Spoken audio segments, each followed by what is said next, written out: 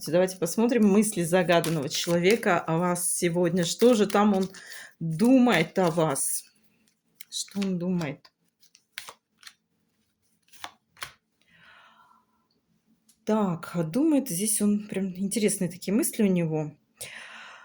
Что вы любящий, очень светлый человек, баловень судьбы, но крепкий орешек при этом. Такая нежная, теплая, добрая, тактичная, воспитанная, но при этом крепкий орешек, который сложно раскусить.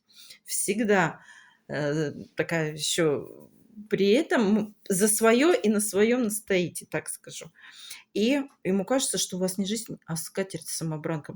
Все у нее получается. За что бы ни взялась, любая конкуренция, любое соревнование, она с честью, достоинством выигрывает. И при этом такая хрупкая, такая невесомая, как перышко, легкая.